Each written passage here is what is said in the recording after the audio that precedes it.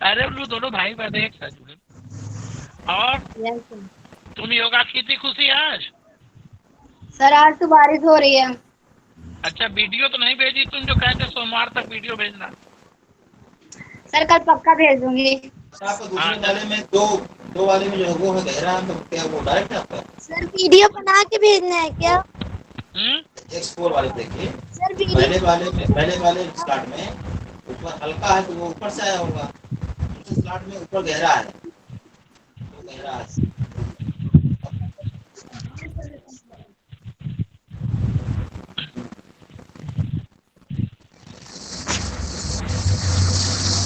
और तीसरे वाले में आपका राइट में लेफ्ट में दो गहरा और लेफ्ट में राइट में एक हल्का।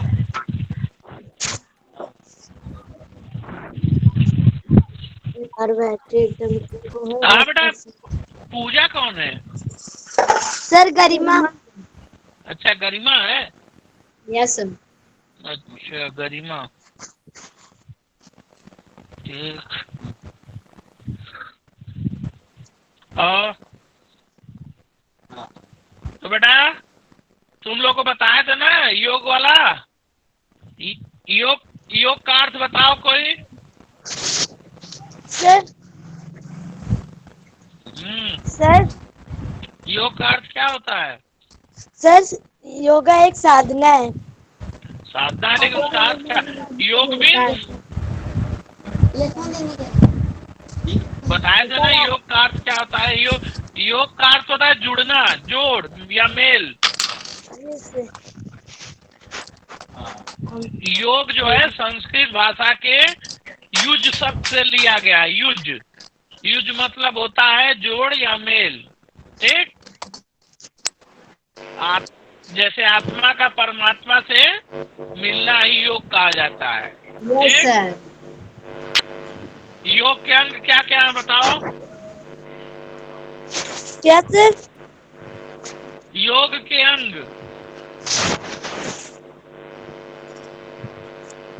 बताए थे, पूरा नोट भी कराए थे, कोई बताओ। सर हम क्लास नहीं अटेंड किए थे। नहीं की थी?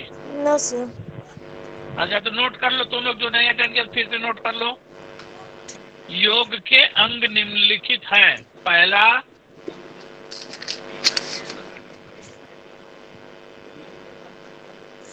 नोट कर रहे हो? यस सर बोलिए। हाँ, यम,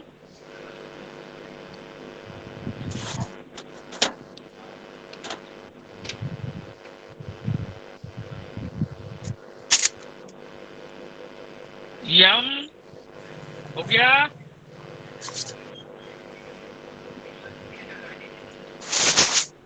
यम हुआ बेटा? Yes sir. हाँ, यम। दूसरा है नियम।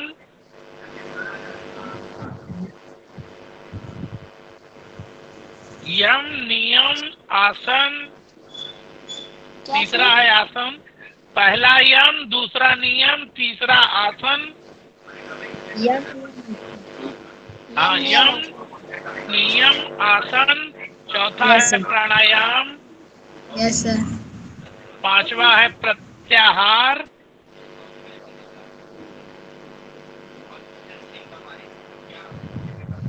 छठवां है धारणा।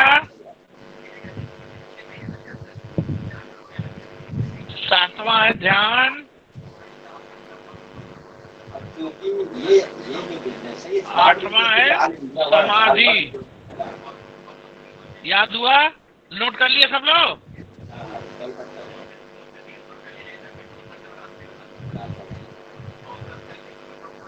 नोट किया बेटा? यम, नियम। सर वॉइस नहीं आ रही है। नहीं आ रही है? आ रही है सर। अब आ रही है? आ रही है। ठीक। यम, नियम, आसन, प्राणायाम, प्रत्याहार, धारणा, ध्यान, समाधि। ठीक, 8 हो गए, ठीक। अच्छा ये बताइए, ये आपका ऑनलाइन में क्या सिस्टम है? जी सर। इसमें 5 चार लगाना होगा ना? हाँ बोलिए, क्या बोल रहे हैं? हाँ, हेलो गारंटी नहीं, हेलो, गारंटी नहीं बोलवाई। आवाज साफ नहीं आ रही है। आप लेके आए? आ रही है। हाँ, हाँ, नाम बताइए, क्या नाम है? मास्क लगाया हूँ, अभी कुछ नहीं आया है, मास्क लगाया है। दीपक। हाँ, नाम बताओ बेटा, क्या नाम है आपका?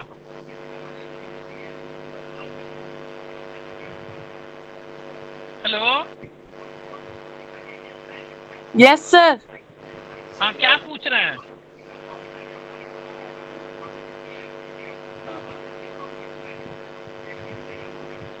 चला नहीं पाया। आवाज साफ नहीं आ रही, बीच में कट जा रही है। ये बताओ बेटा कि भारत में योग की शुरुआत कितने ईसा पूर्व हुई थी, कब हुई थी? नाम दे लो। कोई बताए? भारत में योगा की शुरुआत कब मानी जाती है? सर प्राचीन काल में। प्राचीन काल में तो समय बताओ, कितने हजार ईसा पूर्व?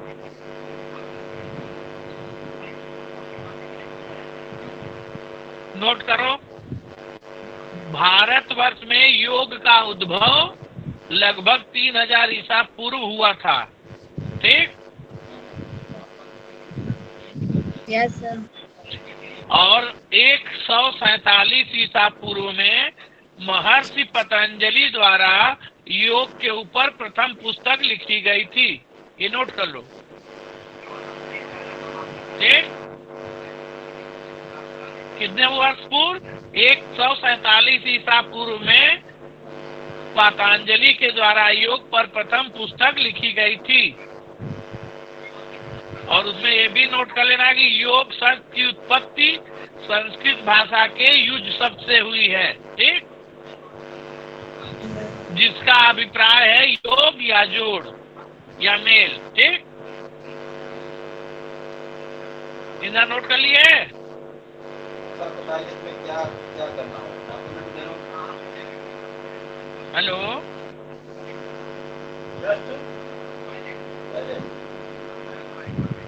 Hello, yes sir. हाँ, नोट कर लिए इतना तुम लोग? Yes sir. हाँ, अब बताओ ताड़ासन कैसे करते हैं? खुशी, उसके बाद सर पैर ऊपर करके और दोनों हाथ ऊपर करके। पैर नहीं, पैर तो सीधे रहेगा, जमीन पे रहेगा। ऐसे पैर पाँव थोड़ा पे। उठाकर और हाथ ऊपर करके सीधा। हाँ, हाथ दोनों आमने सामने ऊपर हथेलियां करके रहेंगे, ऊपर सीधा। तानेंगे पूरा। ठीक, पूरा स्ट्रेच यस सर। करेंगे शरीर को। जैसे स्ट्रेचिंग। हाँ, यही अभ्यास कम से कम 10-15 बार करना चाहिए। ठीक, यस सर। कंटिन्यू। ठीक, सर हाइट के लिए होता है। हाँ, पासवर्ड जो है आपको नहीं मिलेगा। और उसके बाद तुम बताओ ताड़ासन के क्या लाभ हैं? सर इससे हाइट बढ़ती है। हाइट बढ़ती है, मोटापे फिट को रहता है। कम करता है, कब्ज को दूर यस करता सर। है, पाचन संबंधी समस्याओं को दूर करता है। ठीक,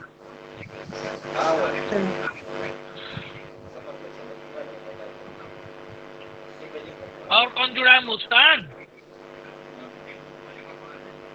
कौन जुड़ा है बेटा अभी?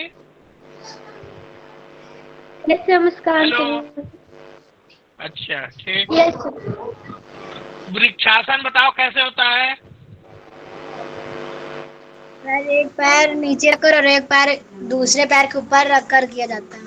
और दोनों हाथ ऊपर दूसरे पैर रख से कर थाई पे रख के और दोनों हथेलियां ऊपर सटी रहेंगी। ठीक, हाँ, इसको वृक्षासन बोलते हैं। ठीक, वृक्षासन के क्या लाभ है? वृक्षासन के लाभ बताओ। सर ये बैलेंस बनाने में ज्यादा। हाँ, बहुत बढ़िया सवाल।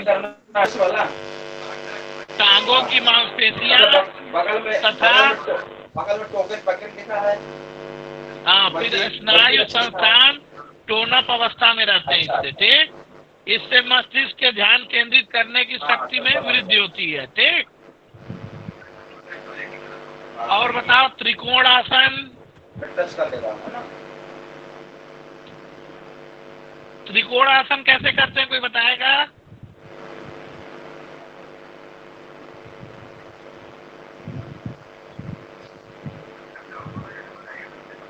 बेटा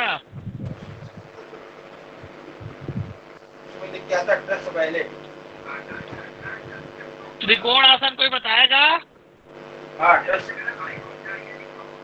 आइकॉन बना है। त्रिकोण आसन दोनों पैर फैला के दाहिने हाथ से पहले दाहिने पैर के अंगूठे को पकड़ेंगे और बायां हाथ ऊपर ले जाके हथेली की तरफ देखेंगे, आसमान की तरफ, ठीक ना। फिर यही प्रक्रिया दूसरे पैर से शुरू करेंगे, ठीक। बारी बारी करेंगे, ठीक। और बताओ गोमुख आसन कैसे करते हैं?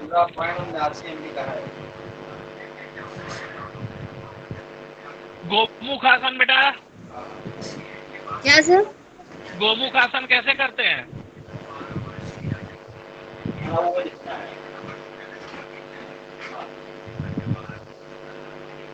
किसी को मालूम है?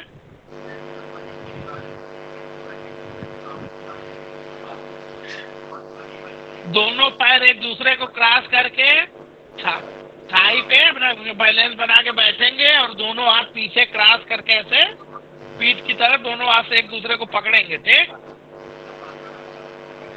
समझे? Yes sir. और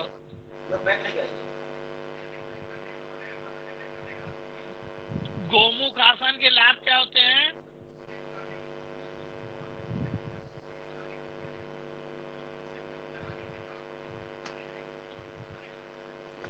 बताओ बेटा।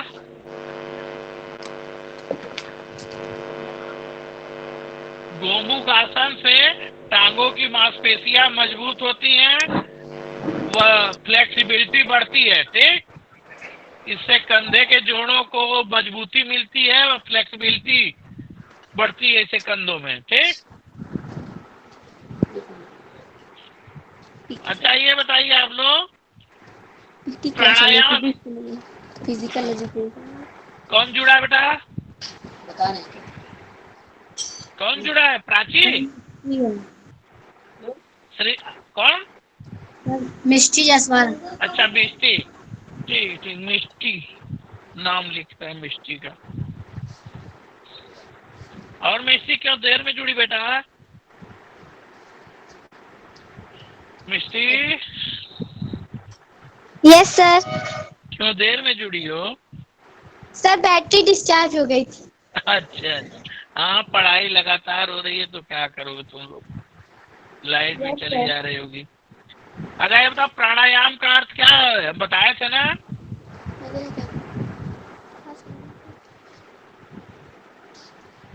प्राण धनियम, अगर इसको संधि विच्छेद करेंगे, प्राण धनियम, तो प्राण मीन्स श्वास, श्वसन, और यम सांस अंदर बाहर लेना। हाँ, यम का अर्थ होता है नियंत्रण अथवा अनुशासन। तो प्राण के श्वसन प्रक्रिया पर उचित नियंत्रण, जिसके अंतर्गत सांस लेना या सांस छोड़ना शामिल है, उसे हम प्राणायाम कहेंगे, ठीक। Yes sir. सांस श्वसन क्रिया पर उचित नियंत्रण को ही हम प्राणायाम कहेंगे, ठीक।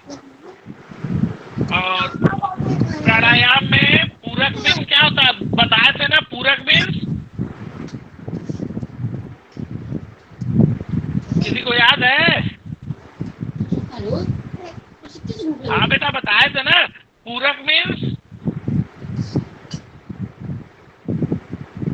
जो पूर्ण हो सर, जो पूर्ण हो ना, पूरक मीन्स सांस लेना होता है। प्राणायाम की भाषा में इसको कहते हैं पूरक मीन्स सांस लेना और रेचक मीन्स सांस छोड़ना, ठीक। जब अंदर हम सांस लेंगे तो उसको बोलेंगे पूरक। ठीक, समझ में आया? Yes sir.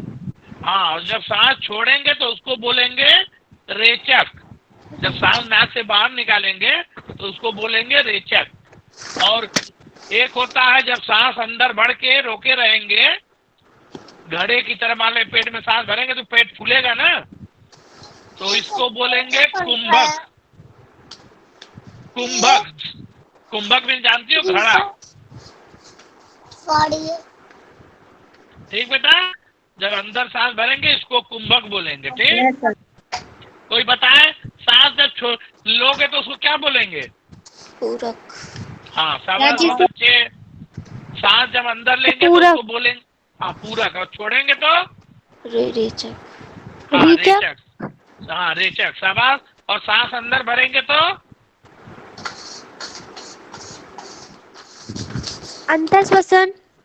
ना, उसको सांस जब अंदर भरेंगे रोके रहेंगे उसको तो कुंभक बोलते हैं उसको। ठीक, यस। कुंभक, कुंभ मतलब घड़ा, तो जब अंदर सांस भरेंगे घड़े की तरह तो उसको कुंभक बोलेंगे। ठीक, और उसके बाद बताओ, शीतली प्राणायाम बताए थे ना, हठ योग क्रिया में करते हैं लोग। जैसे शीतली प्राणायाम इसलिए करते हैं कि शरीर को ठंडक मिले। इसको गर्मी में करना चाहिए, ठंड के मौसम में नहीं करना चाहिए। इससे क्या होता है कि हम अपनी जीभ को सिकोड़ के पूरा ऐसे फिर अंदर ठंडी हवा खींचेंगे जीभ से। ठीक, तो जब अंदर ठंडी हवा खींचेंगे तो शरीर को ठंडक महसूस होगी। ठीक, तो इसके लिए साधु महात्मा इसको हठ योग बोलते हैं। तो इसमें क्या करते थे कि जैसे मान लो ठंड के मौसम में, अरे गर्मी के मौसम में उनको तपस्या करने में दिक्कत हो रही है, गर्मी लग रही है, तो क्या करते थे शीतली प्राणायाम करते थे, तो उनको जो है ठंडक महसूस होती थी। ठीक, समझ में आया? शीतली प्राणायाम करने से ठंड, जुकाम, अस्थमा, अर्थराइटिस, दिल की बीमारी ये जिसको होती है उसको नहीं करना चाहिए। बाकी लोग स्वस्थ लोग कर सकते हैं इसको। ठीक, यह रक्त, शीतली प्राणायाम से रक्त को शुद्ध रखने में मदद मिलती है, शरीर तथा मस्तिष्क को तरोताजा रखता है। ठीक,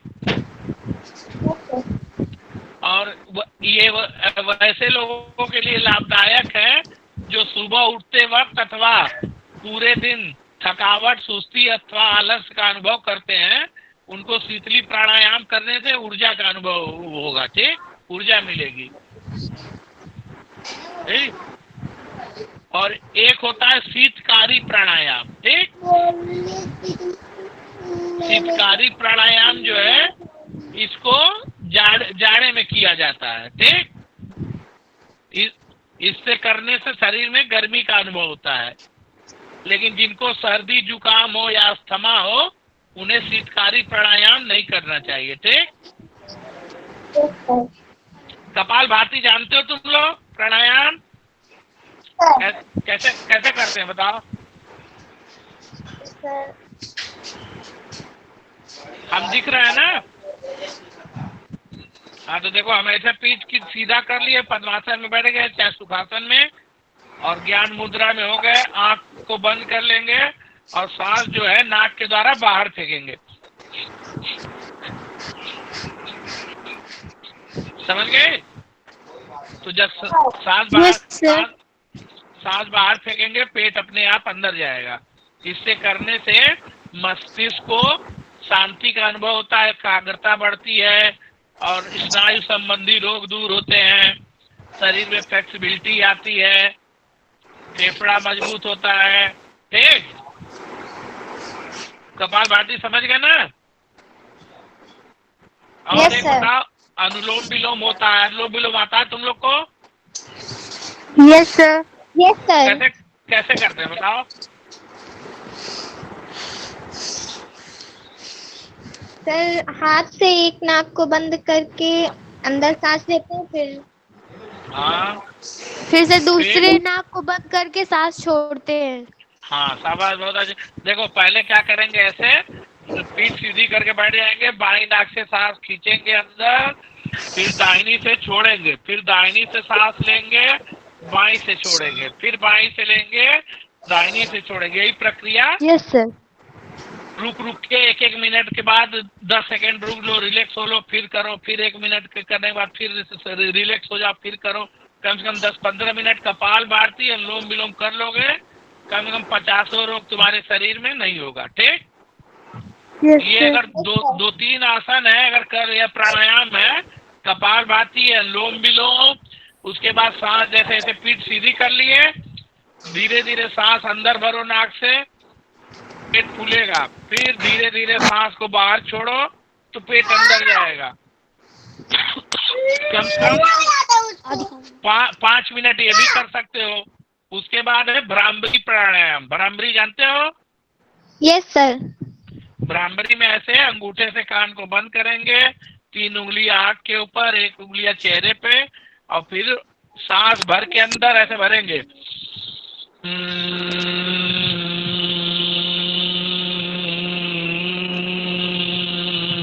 बौरे की तरह गुंजन करेंगे। ठीक, यस सर। हाँ, तो ये आसन, ये प्राणायाम करने से भी मानसिक रूप से संतुष्टि मिलती है, शरीर एकाग्रचित होता है और प्रसन्नता रहती है माइंड में। ठीक ना? तो इसको भी कुल मिला के आधा घंटा अगर अनुलोम विलोम, कपालभाति, भ्रामरी प्राणायाम और सांस अंदर बाहर करने वाला अगर आधा घंटा रोज कर लोगे तो बहुत सी बीमारियां तुम लोग पास नहीं आएंगी, स्वस्थ रहोगे। और सबसे बड़ा फायदा जानते हो इसका क्या होता है? अगर सुबह के समय करोगे तो तुम लोग के चेहरे पे जो है चमक आएगी, तेज बढ़ेगा, बुढ़ापा नजदीक नहीं आएगा जल्दी, और उसके बाद चेहरे में शाइनिंग होएगी। कोई देखेगा तो कहेगा कितना चेहरे पे चमक है इसकी।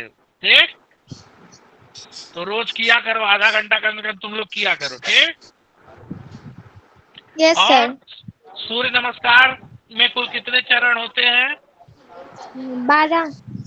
हाँ, शाबाश, बहुत अच्छे। और सूर्य नमस्कार कब करना चाहिए? जब सूर्य निकलने वाला होता है। यस सर, जब सूर्य निकलने वाला। हाँ, तो सूर्य के सामने खड़े होके और सूर्य नमस्कार करने से क्या क्या फायदे होते हैं बताओ?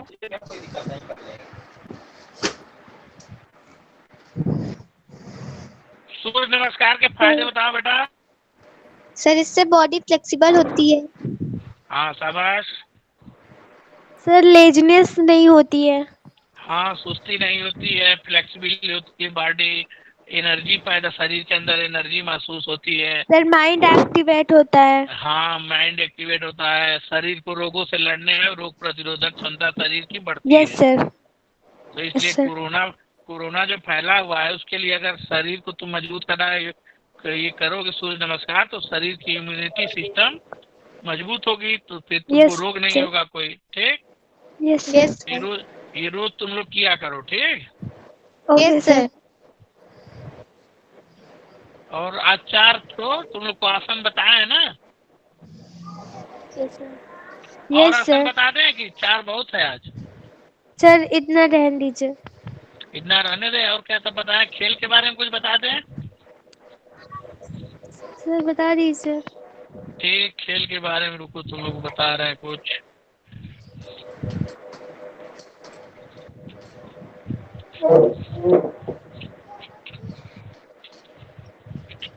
ये देखिए 5 बच्चे बस हैं, 4 बच्चे एक सर बस। चलो, तो बास्केटबॉल के बारे में आज नोट करो तुम लोग। ठीक, ठीक ना? बास्केटबॉल का बताओ, बास्केटबॉल की कोर्ट की लंबाई कितनी होती है? हम लिखवाए थे तुम लोग को ना बेटा? बास्केटबॉल कोर्ट की लंबाई कोई बताएगा? हो गया, खा लिया। कोई बताए? Hello sir, 35। No. Basketball court की लंबाई होती है, नोट कर लो, कॉपी पेन दिए तुम लोग? Yes sir. तो नोट करो, बास्केटबॉल कोर्ट की लंबाई जो होती है 28 मीटर होती है। ठीक,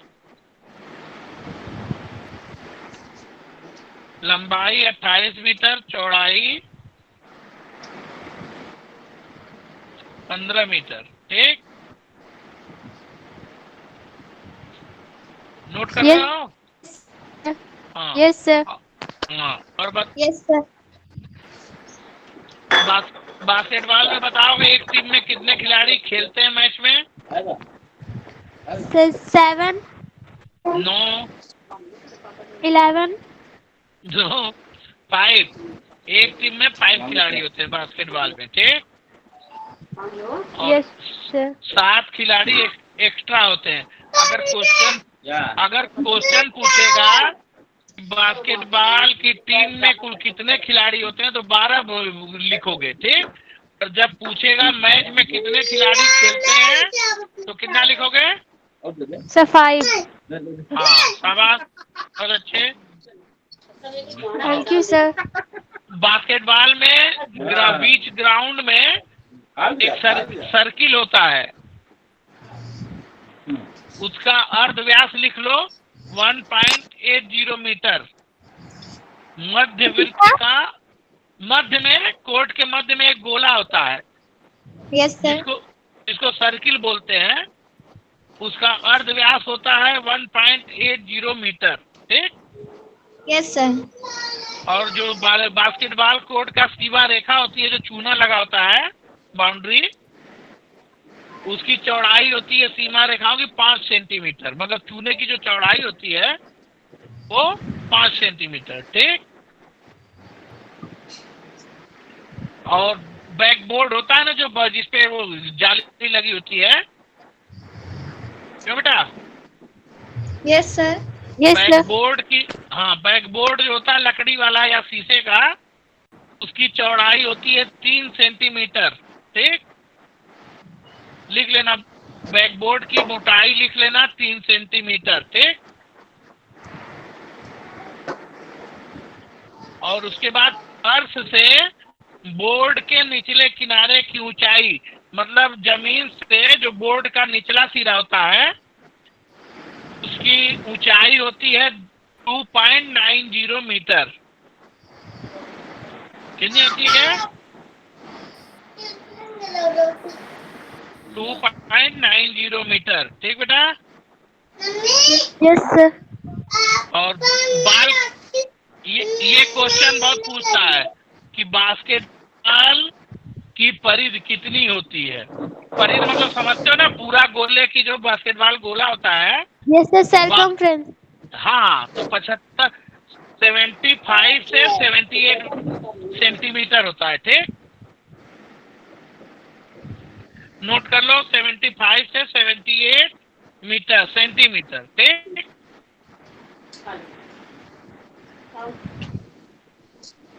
हो गया बेटा? Yes sir.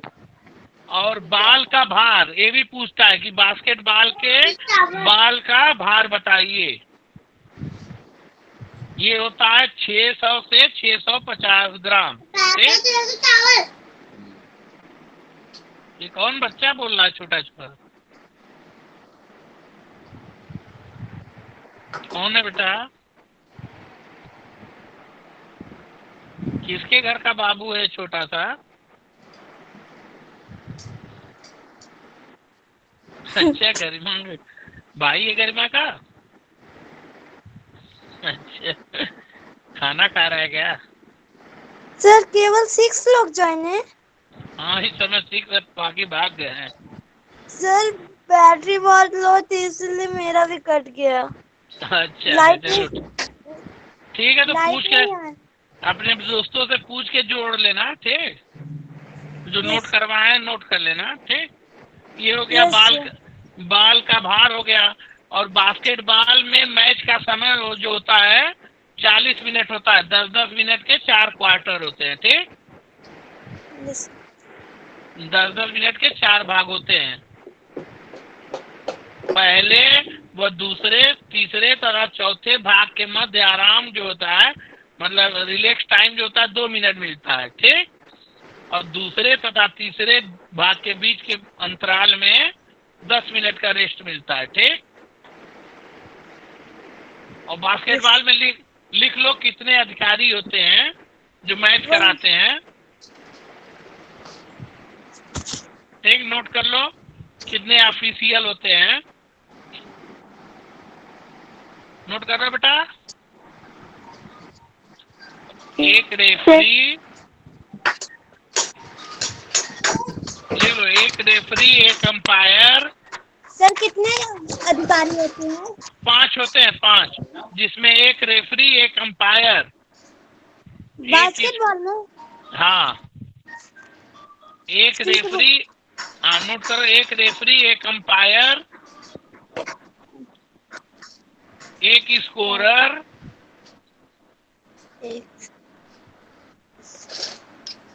एक टाइम कीपर जो समय नोट करते हैं कितना हुआ, टाइम काटते रहते हैं, घड़ी रोक देते हैं जब टाइम खत्म होता है। ठीक, टाइम कीपर, यस सर। हाँ, और एक होता है 24 सेकेंड ऑपरेटर, जो 24 सेकेंड का समय दिया जाता है फाउल होने पे, तो वो अपना देखता है कि कब क्या कितना समय बचा है, कब उसको नियम नोट करता रहता है। ठीक, तो 5 ऑफिशियल होते हैं। ठीक ना? Yes sir. तो बास्केटबॉल का हो गया कोर्ट, समझ गए ना? Yes sir. हाँ, तो इसको याद रखना, हम पूछेंगे। ठीक, यस सर। और बास्केटबॉल का जो पोल होता है वो इंड रेखा से, समझ रहे ना, अंतिम जो लाइन होती है इंड रेखा, समझ रहे, जहाँ ग्राउंड जहाँ खत्म होता है उससे, हाँ, उससे 2 मीटर पीछे रहता है बास्केटबॉल का पोल। ठीक, 2 मीटर। हाँ, इतना नोट कर लिए ना? Yes sir. हाँ, बहुत अच्छे। और तुम लोग ये बताओ, द्रोणाचार्य पुरस्कार किसको दिया जाता है? अर्जुन। ना, द्रोणाचार्य।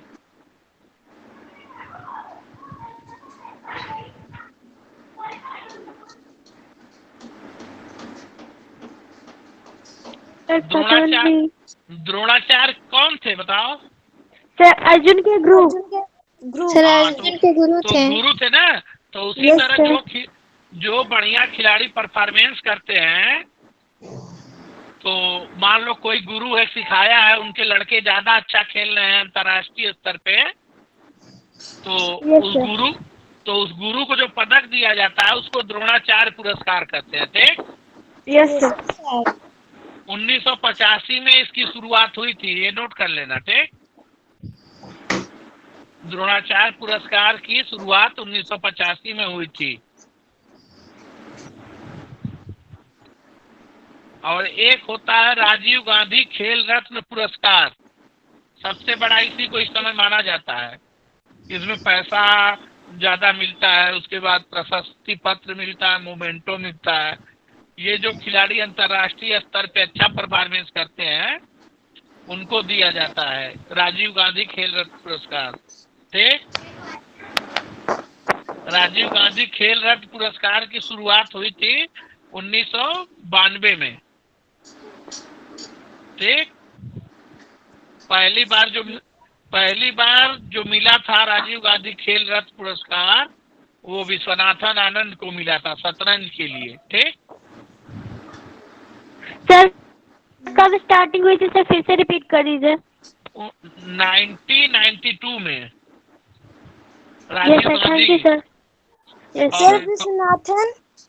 विश्वनाथन आनंद को पहली बार राजीव गांधी खेल रत्न पुरस्कार 1992 में चेस के लिए दिया गया था, शतरंज खेल के लिए दिया गया था। ठीक, यस सर। और ये भी लिख लो, द्रोणाचार्य पुरस्कार सर्वप्रथम 1985 में ओएम नाम्बियार को मिला था।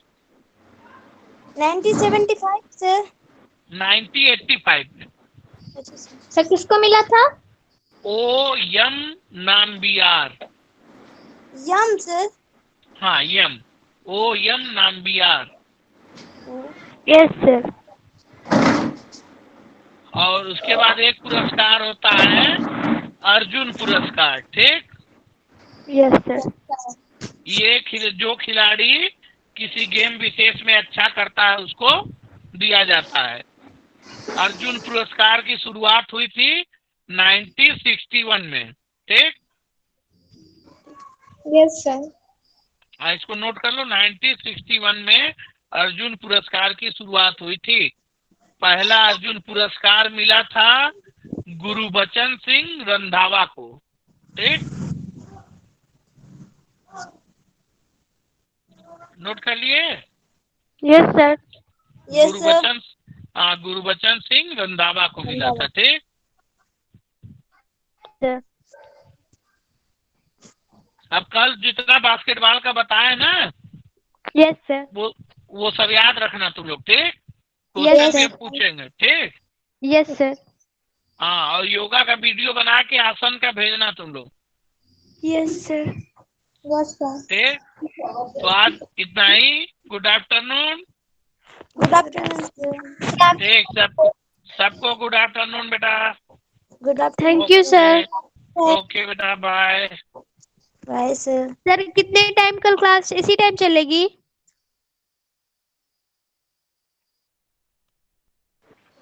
हाँ हाँ ठीक है अंशिता। इसी टाइम चलेगा बेटा। ठीक, 12 ओके बज के सर। 45 मिनट से। ठीक, यस कल सर। लेकिन हमारा नहीं है। कल ना ललिता मैम पढ़ाएंगी तुम लोग को। ठीक, हम ओके परसों सर। मिलेंगे, परसों। ठीक, yes sir. Yes sir.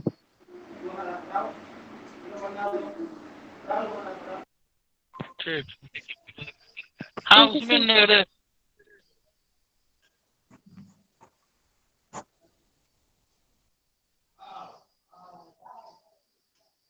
Anshita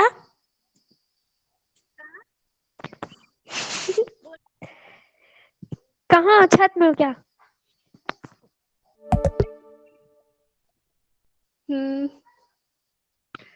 सारी क्लास आज तुमने अटेंड की है? क्यों?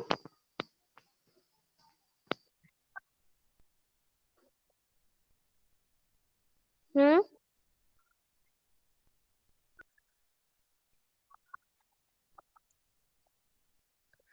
सर से मैंने दिया था यार, सर ने पता नहीं क्यों नहीं ऐड किया। हम्म। चलो आज की सारी क्लास खत्म हो गई ना,